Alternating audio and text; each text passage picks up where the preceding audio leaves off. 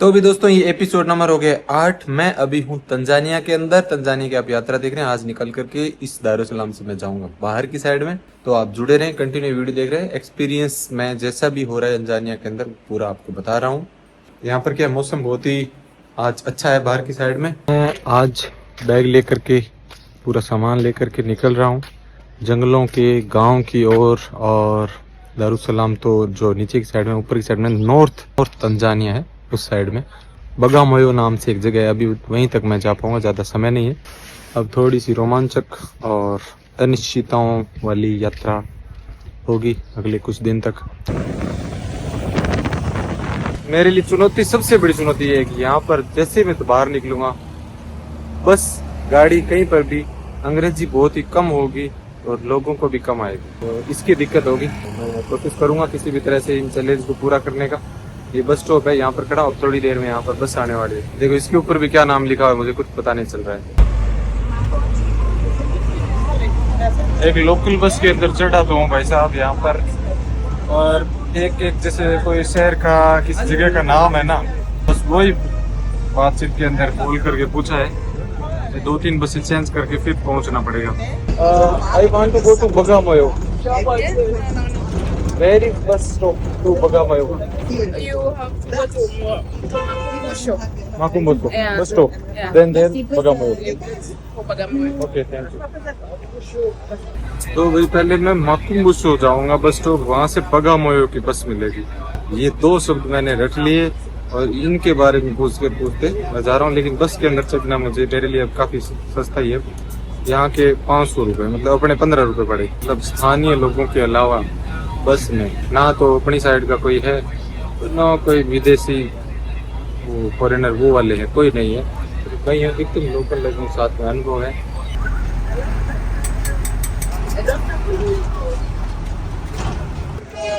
तो भाई ये आ गया है यहाँ पर एक बड़ा बस स्टॉप। मुझे लग रहा है मुझे टोपी भी निकालनी पड़ेगी सर के ऊपर से। बैग है, क्योंकि थोड़ा सा सारे लोग अजीब तरीके से देख रहे हैं। कुछ लोग तो बड़े डरावने तरीके से देख रहे हैं। मैं एकदम थोड़ा सा नॉर्मल होने की कोशिश करूंगा।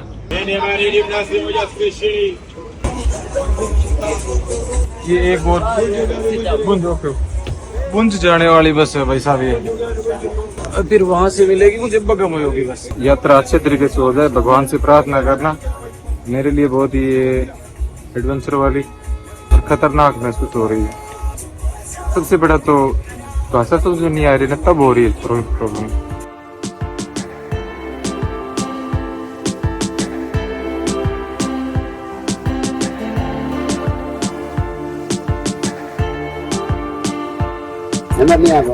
यहाँ पर बच्चा कितना बड़ा ही प्यार है। परीक्षा हो रही है, इसको कुछ दे दो ना। खाने के लिए तो कुछ है नहीं मेरे पास। ये है देखो, यहाँ का 500 का सिक्का है ना।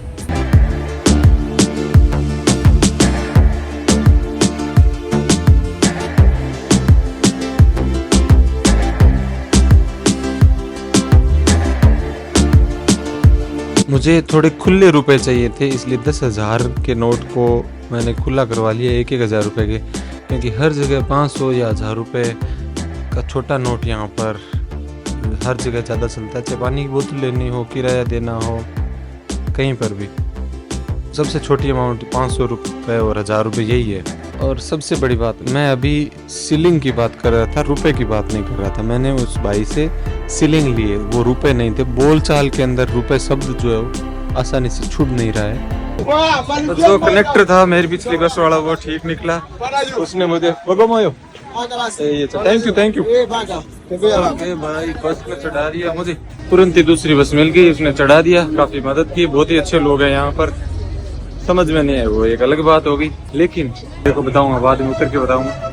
उसने इतनी मदद की कि एक दूसरी बस में थोड़ी दूर के लिए बिठाया था। अब बस जो है यहाँ से जाएगी, नजदीक में बस स्टॉप था, मुझे पैदल नहीं आना पड़े, इसलिए चढ़ा दिया। ये बस जाएगी, लेकिन मैं रास्ते में कुछ खाते खाते मान लो जाना चाहूँ तो देखते हैं यहाँ पर मूंगफली के क्या भाव है। कोई पूछ रहा था कैसी होती है मूंगफली, शारदा ही पूछ रही थी, है ना। गिल्ली है अभी तो। कितने का? ऐसी है।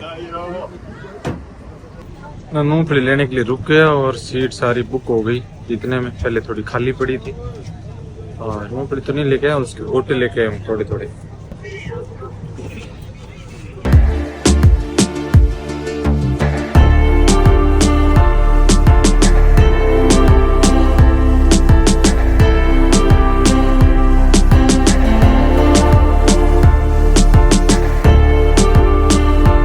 यार आज मुझे काफ़ी मज़ा आ रहा है। देखो अलग अलग अनुभव लेते हुए जा रहा हूँ और गांव देखो यहाँ के।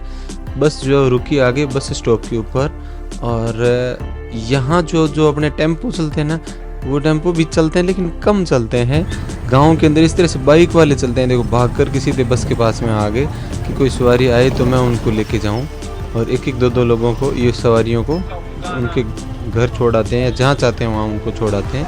और ये लेकिन एक ही सवारी उतरी, इतने सारे टेम्पो वाले आए और वो भी सीधी चली गई।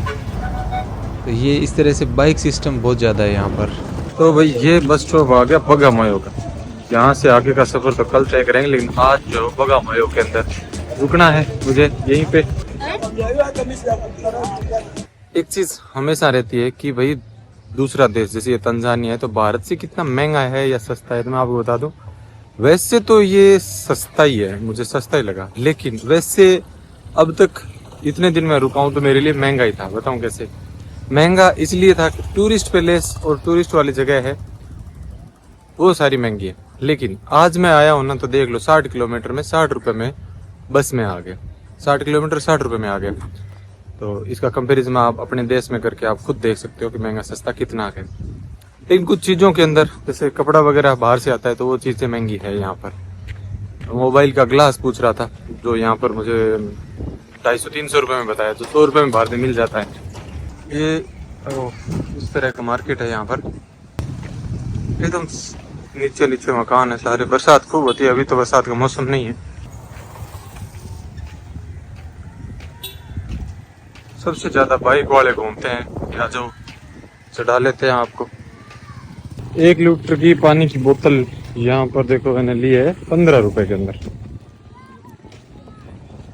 और ये कुछ रास्ता इस तरह से पेड़ लगे हुए हैं, साइड में पानी आता है। यहाँ पर बरसात खूब होती है। दोनों साइड में कुछ दुकानें हैं। इधर देखो बच्चे खेल रहे हैं। ये स्कूल बस आई है। हाय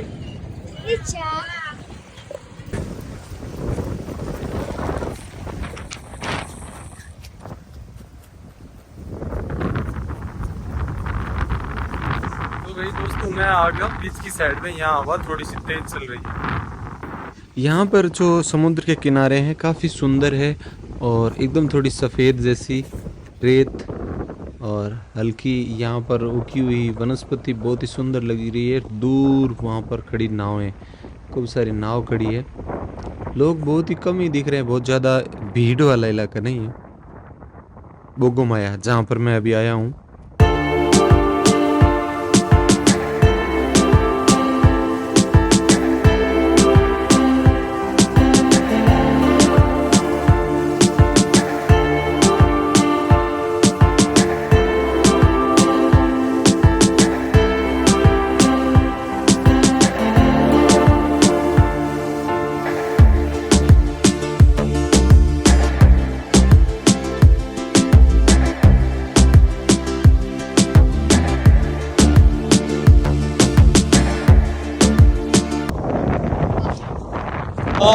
प्राइस coconut juice. है? The coconut juice. Price 1000 Yes, yes. 1000 Yes. Okay One. 1000 काट लो। What is yam? Last. Okay okay no problem. Fresh. ये कह रहे हैं कि स्ट्रोक नहीं है, चलो बिना स्ट्रोक के पी लेंगे। यानी 30 रुपए का नारियल दे रहे हैं, जो कि बहुत ही अच्छी बात है। बाकी जगह पर तो 30 के छोड़ो, 250 तक का दिया हुआ मेरा था। Okay no problem. 1 second. Bharat के 30 रुपए। Thank you. Yes. Your name? Name is Emmanuel Ausalum.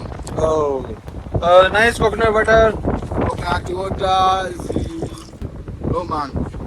Thank you Yes. Shamba. सांबा पता नहीं सांबा क्या कहते सांबा मतलब thank you Hey, Shamba's boss. Juma.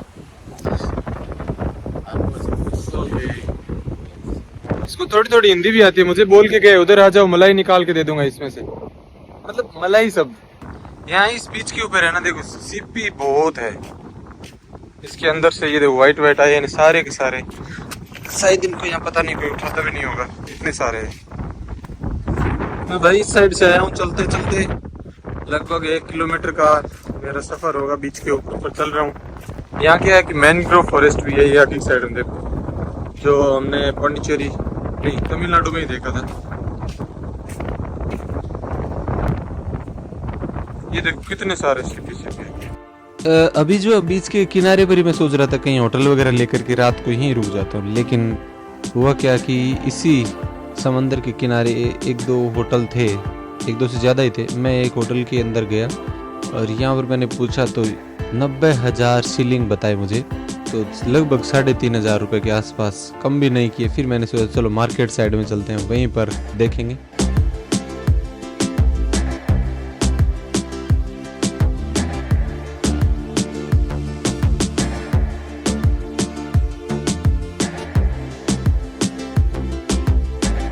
रात के 8:15 बज गए पता है मेरे साथ में क्या हुआ मेन प्रॉब्लम तो थोड़ी सिम की वजह से हुई है सिम आते ही मैंने वो दोस्त की ली थी और उसमें आउटगोइंग नहीं है खुद लाने के लिए मैं गया था तो वो दूसरा इश्यू हो गया मतलब पासपोर्ट भूल गया होता तो मैं ले लेता घर पे भूल गया था तो फिर मैंने सोचा क्या जरूरत है छोड़ो लेकिन फिर जरूरत तो है सिम की आउटगोइंग की आज पहले तो रूम बुक मैंने ऑनलाइन किया था जहाँ ऑनलाइन किया था वहाँ पहुंचा तो वहाँ पर क्या है कि इतना बड़ा बंगला था कई दिनों से साफ भी नहीं किया हुआ था और वहाँ पर मैं अकेला मैं कैसे रहूँ मैंने कहा मैं नहीं रहूँगा तो किसी तरह से वापस मैंने रिफंड लिया ऑनलाइन बुक किया हुआ था रिफंड मिल गया फिर उसके बाद भी ये एक पास में दूसरा होटल था शहर के अंदर नहीं था क्योंकि ऑनलाइन बुक किया तो मैं शहर से बाहर आ गया अब यहाँ पर ऐसा रूम मिला है बड़ा मतलब रूम तो ठीक है पर बड़ा मुश्किल से जहाँ वाईफाई भी नहीं है मैं कार्ड से इनको बोल रहा मेरा पेमेंट कर दूं होटल का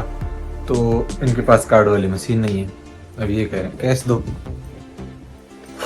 तो भाई साहब अब इनको करेंगे कुछ ना कुछ तो अगर अभी नहीं तो सुबह कर देंगे कैश मान जाएंगे तो कह रहे हैं सुबह दे देना चलो और कैश अगर निकालते हैं एटीएम से तो एक बार में 500 रुपए कैश निकालने का चार्ज लगता है कितना कैश इकट्ठा करके चलो होटल अगर मशीन वाला थोड़ा ठीक होता तो वो वैसे भी ले लेता है ना और यहाँ एक रूल है होटल वालों ने मुझे प्रेस ला के दी इसको क्या करूँ प्रेस का ये सोच रहे हैं कोई कपड़े वपड़े प्रेस करने वाला तो कर लेना ये रूम तो मुझे काफी सस्ता मिल गया भाई साहब इससे पहले वाले से सस्ता कैंसिल किया उसके बाद में भी 25,000 मिल गया भारतीय रुपये नहीं भाई यहाँ की बात कर रहा हूँ भारत का 1 रुपया और यहाँ के बराबर 27-28 रुपये तो 3-3-9 700-800 रुपये मिल गया लगभग ऐसा मान लो अब भाई अपने पास में खाने के लिए क्या बताऊं ये मेरी बैग है और बैग में मेरे पास में क्या है कुछ नहीं है ऐसी बात नहीं है पर एक दो टाइम का तो है मेरे पास में अभी तो खाने हैं चने हैं और गुड़ है ये इस तरह से बता दूं थोड़ा सा चने गुड़ है यही खा लेता हूँ और यहाँ आसपास है ना होटल है ना दुकान है और अभी जो ये खाली पड़ा है मतलब होटल है लेकिन कोई आ नहीं रहा है साल में सीजन कुछ ही दिन होता है वो मुझे लग रहा है अभी सीजन नहीं है यहाँ पर है ना कैसे न कैसे करके रूम तो मिल गया और बाकी जो प्रॉब्लम है सिम वाली अरेंजमेंट एडजस्टमेंट कर रहा हूँ बाकी मतलब रियल में आज ऐसे मतलब मुझे अच्छा लग रहा है कि हाँ और मुझे काफी स्ट्रगल करना पड़ रहा है तो आज काफी मजा आया यात्रा के दौरान बस में बैठ के आया और कैसे लोग और लोगों के बीच में और बड़े प्यारे प्यारे लोग यहाँ के बस थोड़ी सी कम्युनिकेशन में दिक्कत होती है लेकिन वो मोबाइल मदद कर देता है गूगल ट्रांसलेट हो गया या अभी तो चैट जीपीटी की मदद ले रहा हूँ और गूगल ट्रांसलेट भी जेमिनी यूज कर रहा है कन्वर्जन के अंदर तो जैसे बोलते हैं अच्छे तरीके से ट्रांसलेट कर देता है ना अभी एक जगह पर जहाँ पर मैंने वो भूत बंगला लिया था ना थोड़ी देर पहले, उसको कैंसिल किया। वहाँ पर एक लड़का और लड़की आए थे वो रूम खोलने के लिए, तो जब तक कैंसिल हो रहा था तब तक मैंने उनके साथ कन्वर्जन करी, काफ़ी देर तक बातचीत भी की थी। चलो वीडियो अब लंबा हो रहा है भाई, अगले वीडियो के अंदर मिलते हैं। Thank you, bye bye.